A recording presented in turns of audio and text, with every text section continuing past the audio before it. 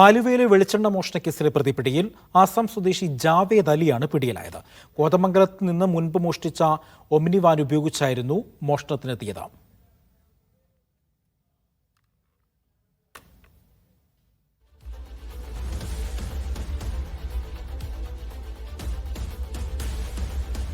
സിജോ വർഗീസ് വീണ്ടും ചേരുന്നു. സിജോ, പ്രതിയെപ്പറ്റി പോലീസ് നൽകുന്ന വിശദാംശങ്ങൾ എന്തൊക്കെയാണ്? അജി, ആലുവ തോട്ടുമുഖത്തിന് സമീപത്തുള്ള ഷാ വെജിറ്റബിൾസിലായിരുന്നു ഈ മോഷണം നടന്നത്. 30 കുപ്പി വെളിച്ചെണ്ണ, ഒരു പെട്ടി ആപ്പിൾ, 10 പാക്കറ്റ് പാല് തുടങ്ങി പഴവർഗ്ഗങ്ങളടക്കം പ്രതി കവരുകയും ചെയ്തിരുന്നു.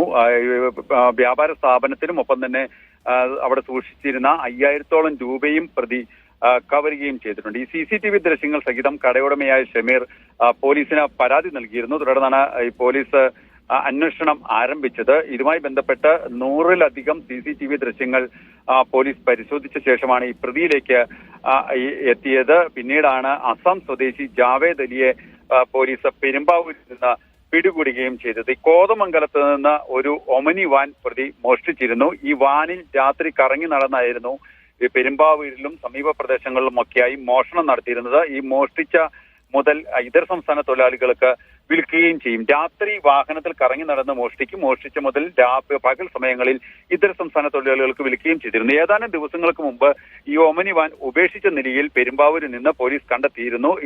പിന്നീട് നടത്തിയ അന്വേഷണത്തിൽ ഈ ഒരാൾ തന്നെയാണ് ഈ വാൻ മോഷ്ടിച്ചതെന്നും തുടർന്ന് ഈ ആലുവയിലെ മോഷണം നടത്തിയതെന്നുമെല്ലാം പോലീസ് കണ്ടെത്തുകയും ചെയ്തിരുന്നു. മോഷണത്തിനും വലിയ രീതിയിൽ പ്രത്യേകതകൾ ഉണ്ടായിരുന്നു.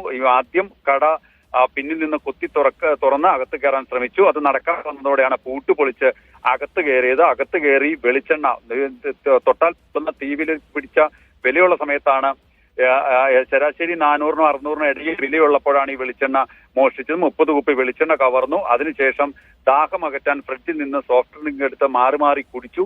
പിന്നീട് അവിടെ ഇരുന്ന പണവും മറ്റ് പഴവർഗ്ഗങ്ങളും എല്ലാം എടുത്ത് കവരുകയും ഒരു പെട്ടി ആപ്പിൾ അടക്കം കൊണ്ടുപോവുകയും ചെയ്തിട്ടുണ്ട്. ഇത്തരത്തിൽ മോഷണം നടത്തിയതിനെ തുടർന്ന് പോലീസ് വലിയ രീതിയിൽ അന്വേഷണം ആരംഭിക്കുകയും ചെയ്തിരുന്നു.